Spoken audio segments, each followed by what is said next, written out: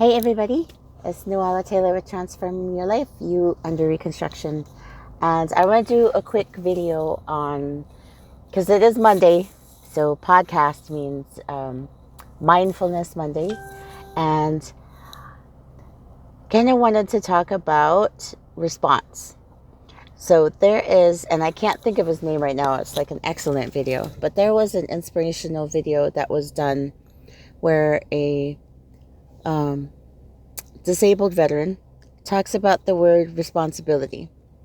And when he talks about the word responsibility, he talks about what it actually means, in opposed not just to because of his service, right? But also in the choices that he and his wife had made in their life to adopt these little girls, right? These children, even though they were both not in the best of health, and they're not spring chickens anymore.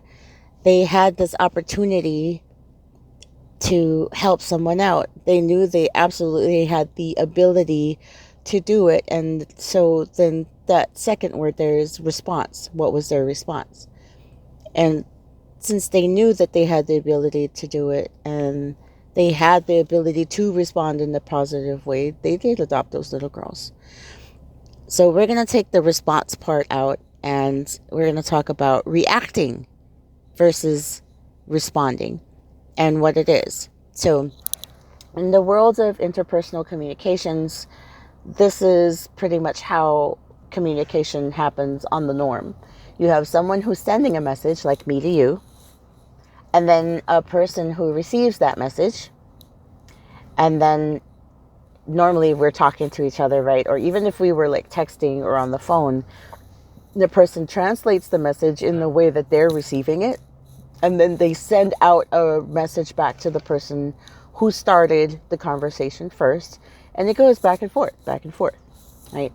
To be able to do that and communicate clearly the message that is getting sent with a specific intention, in the best way should be received in the, in the way it was intended. So really, a response is simple. It's when you put thought into how you are going to act, think, or behave after some kind of stimulus. So let's say in the world of, we'll basically just say, like, I would take today as an example. So I got into an argument with my husband, and arguments, Uber eating. We're doing Uber Eats while I do this.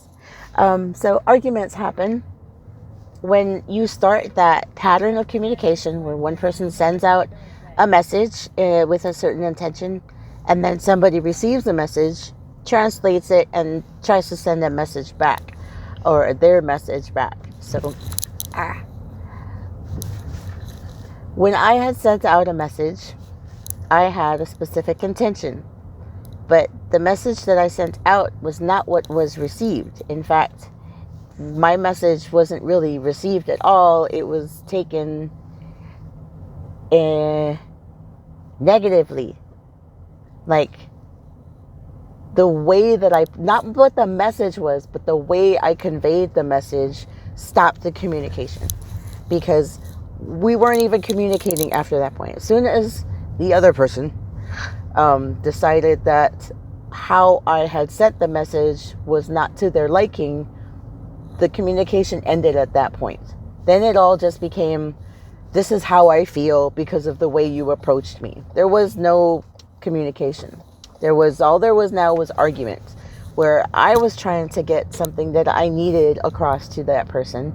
They were kind of just in their feels and wanted to just concentrate on how I was doing it, and then just kept telling me that they wanted their feelings validated but not just validated. People were just like, well, I just want you to say okay, or that you understand, but that's not what you guys really mean.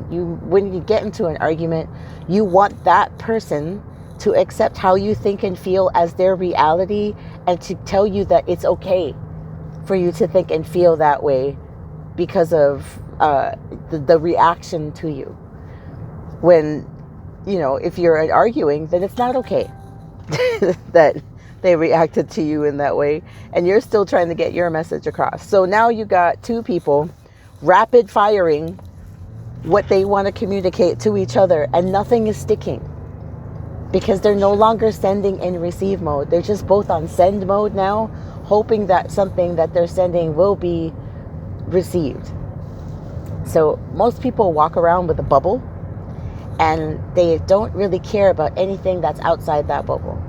How it makes them feel, how it makes them, how they experience life, right? What's in it for me is pretty much what everyone's bubble is.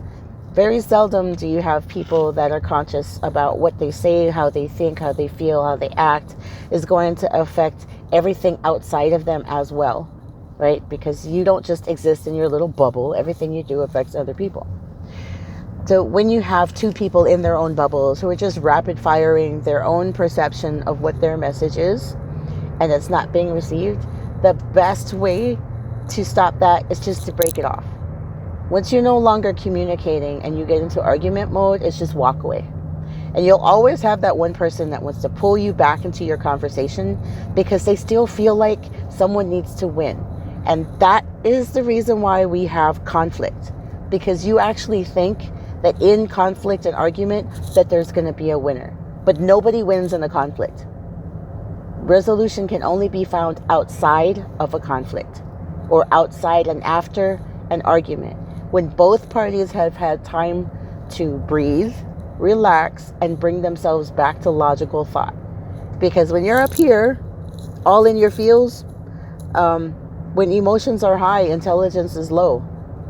I challenge you to make great decisions when you are on an emotional high. Can't happen, right? Your brain does not work right when you're in your emotions. So someone has to break it off. Both of you have to break it off. Someone has to get out of that cycle so that you can try to regain yourself, get out of your emotions, start thinking logically about your reaction or how to approach the issue, and then come back at it again, hopefully this time as dialogue, and sending and receiving this way in a way it's going to be beneficial for both parties. So responding from mindfulness, really important. If you feel yourself tightening up, if you feel yourself getting irritated, if you know that this person, if someone actually means you harm, right? Even if you're irritated how a message came across, take a deep breath and choose how to respond. It only takes like less than 3/4 of a second to decide how you're going to respond to something. If you don't give yourself any pause, then that's actually a reaction. And most reactions are not the proper reaction or proper response that you should have. So just wanted to say that, and I hope everybody has an awesome day. Mindfulness Monday, choose to respond instead of react.